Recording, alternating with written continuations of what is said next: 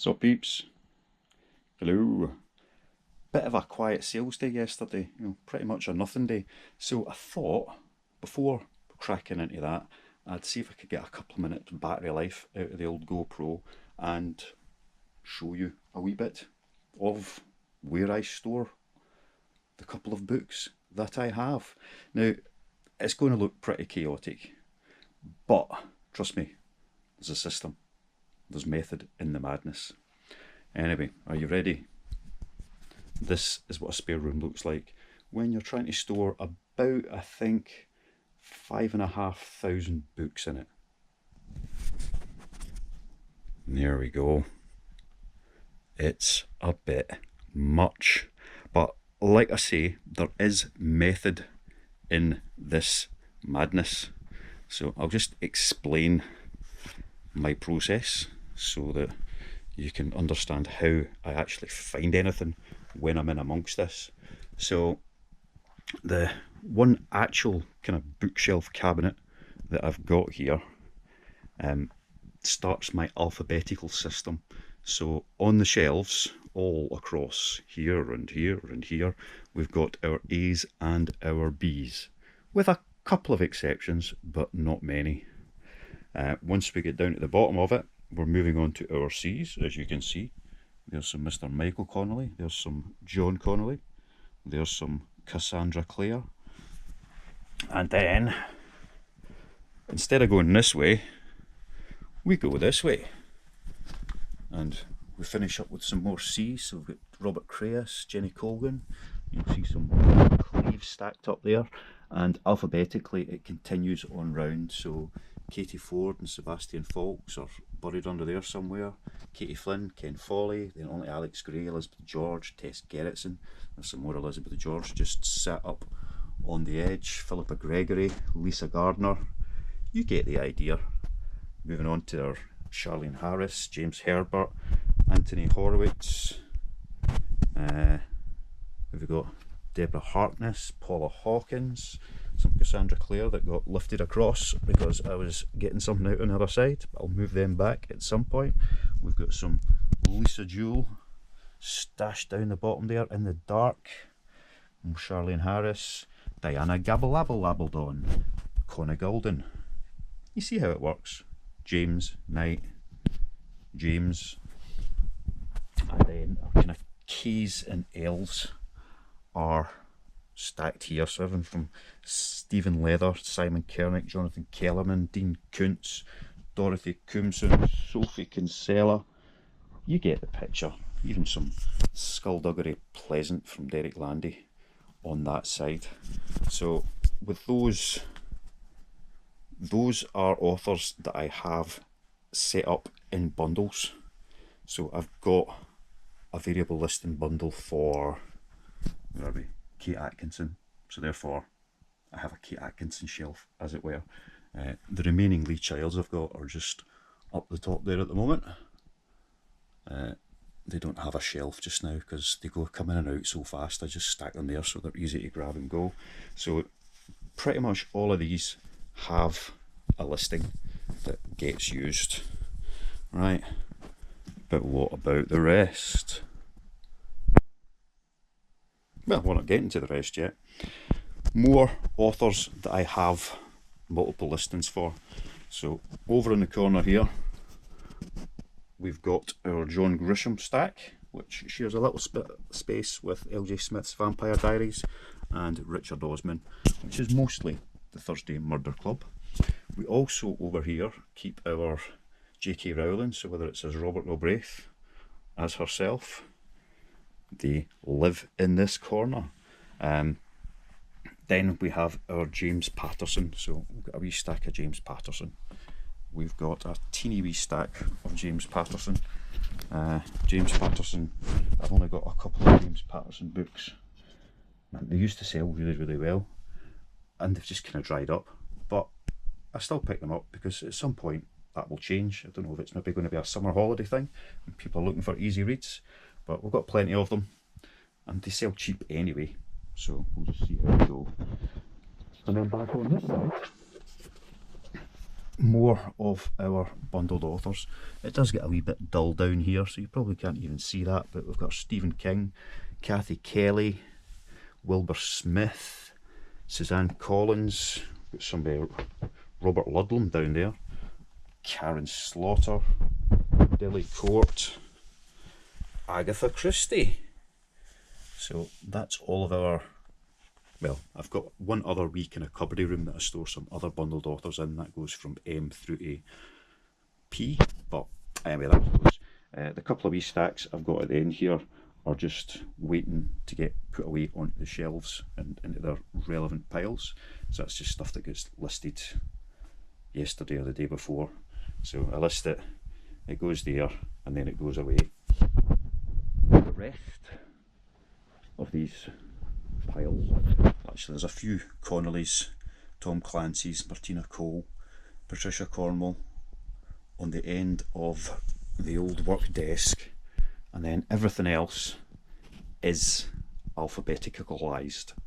So our C's and D's through to our E's to our F's, we've got our G's in the corner, onto the H's, I's and J's all together, K's, L's, lots of M's as you can imagine.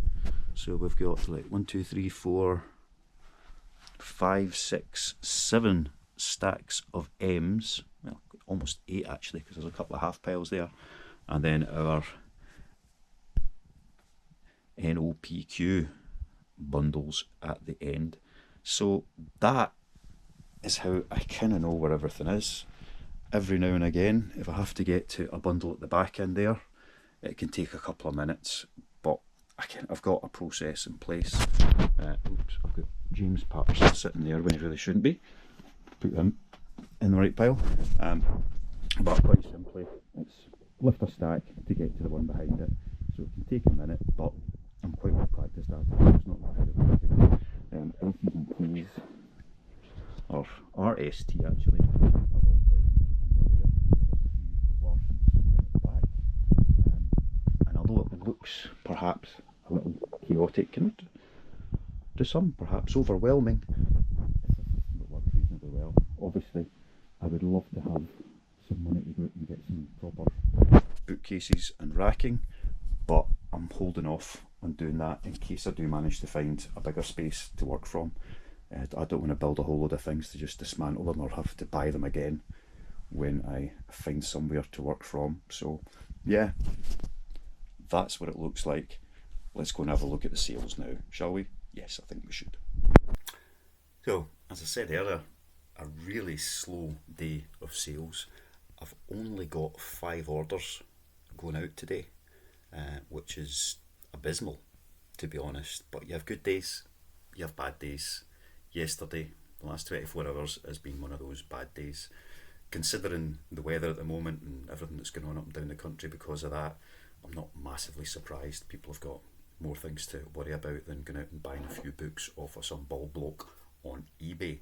But we'll have a look at what was sold anyway, because there's still a couple of nice wee bundles in there, and it lets you see what happens on a slow day. So first up, we have 5 Bernard Cornwell books. We've got 3 paperbacks and 2 hardcovers. Both the hardcovers are first editions, which means they sold for a wee bit above the average, which took the value of that order up to £21.17. So that's quite nice, and it might be just under the 2 kilos to post out, but I'll find that out when I find that out. Next, The Interrupted Journey by John G. Fuller. Was it on the night of September 19th, 1961, Betty and Barney Hill of Portsmouth, New Hampshire, were driving home from Canada when they suddenly saw a UFO. Although shaken, neither of them realised that they had just undergone the most traumatic experience of their lives. They could not account for 2 whole hours of the journey. So, I'm assuming it's a kind of true story. Corgi, paperback, vintage, good condition, and that sold for £7.99. So, bit of a different one, bit interesting. Didn't pick it up that long ago. Another bundle. Liz Pichon Pitchon, the Tom Gates books. So we've got hardcover, put my teeth back in, hardcover, Random Acts of Fun, and then the rest are all paperbacks. Biscuits, Bands and Very Big Plans. What Monster, a tiny bit lucky, Family, Friends and Furry Creatures. So 5 of those, and I say these always sell well. It's like many authors, they sit for a while and then bump, bump, bump, they all go out. But those 5 went for £13.74. Right, next, not many to go. We've got 3 Stephen King paperbacks. We've got Just After Sunset, Sleeping Beauties, and The Talisman he wrote with Peter Straub. That's not in the best condition, but it was listed as acceptable condition rather than anything else. The spine's a bit broken, definitely a few creases around the cover, but the book block itself is in pretty good nick. And the 3 of them sold for £10.49. Over they go. One sale to go, but before I do that, there was a comment I think I wanted to respond to. I think I may have kind of half covered this the other day, but I just thought let's go into a wee bit more detail. So, managing listing limits. 1,000 as a private seller, 250 as a business seller, and then you've got to pay one way or another. If you're listing high value items, so you're on eBay, you're selling 100 items and they're all selling for more than £100 and you're picking them up for a couple of quid, then that's not an issue because you're making plenty of money on each listing. However, when you're selling low value items such as books or any kind of small media, average sale price is less than a fiver, £4.83 I think I'm sitting at for the last 30 days, which means that if you're paying a fortune in listing fees and you're not selling everything within 30 days, then it's going to start costing you 6, 12, 18, 24, 50p per item just to list it, which is basically your profits wiped out. So I use the shop subscription, which gives you X amount of free listings every month. At the moment I'm on the middle one, which costs 70 something plus VAT, so it's about 90 quid a month, and that gets me 1,500 listings included, as well as £10 worth of packaging supplies. So let's just quickly, what's that? 90 divided by 1,500 equals 6 pence per listing for the first 1,500, and then it's the same again afterwards to list additional items. So 2,500 to 3,000 listings a month. I'm paying probably about 180 quid a month in listing fees alone. To move up to the next level, it's about £350, £400 a month, so it's a substantial jump, but then that gives you unlimited listings. So I'd need to be listing an additional about 6,000 items every month before it justifies moving up to that level. So I'll get there at some point, I've got no doubt, but at the moment that's how I manage it. That's the best value for money I can get by using the bulk listings, the variation listings, so your Michael Connolly paperbacks or whatever it might be. That obviously saves a bit on the listing fees, so if I've got 50 of them listed, instead of having to pay out 50 times 6 pence, I'm paying it once, and that just keeps rolling on and on and on, month on month. So that is how I manage or survive the cost of eBay listing fees. I say low value items, you're going to take a hit. It's going to cost you money to sell them. The profit margin or profit percentage, which way round is it? Profit margin ain't great, but if you're buying stuff for 25p and you're making 50p, 75 pence on it, even with those listing fees, you're still trebling your money on every item. And then it's really down to whether or not you can process and get those sales out the door in a short enough period of time to justify, making those sales. If it takes you 10 minutes to completely process one sale at that level, it's not going to be worthwhile. You've got to have something in place that lets you go bang, bang, bang. And that's the biggest challenge you have, making it worth your while. A couple of other wee questions that I think I kind of half answered the other day, but let's go at them again. How often do I source? Typically once or twice a week. I've got one day a week where I go out and pick up the bulk of what I get, and then a few other places that I'll go to once a fortnight. If when I'm in the area that they are in, I'll drop in and pick up some bits and pieces. But really, once a week is where I get the bulk of my pickups. I could go out every single day and pick up. Well, last time I did the rounds, I estimated I could get anywhere between 1,500 and 3,000 books a week. So that's the potential pickups I could get if I went round my full circuit, which would take me 3 or 4 days. Well, I would have to go out on 3 or 4 different days. It wouldn't be a full day every time, but 2-3 hours each time to get there, get picked, get them back, then the processing time on top of that. But I simply don't have the space to do that. I could make the time to do it, but I don't have the space. If I had the space and the cash flow to go out and do that, then I certainly would, and we'd be able to scale this business quite quickly up to 3-4 times what it is at the moment. Which again, rolling back and talking about, is it worth your while? Going through the January numbers and stats so far, the average sales per day, including postage, has been about £150.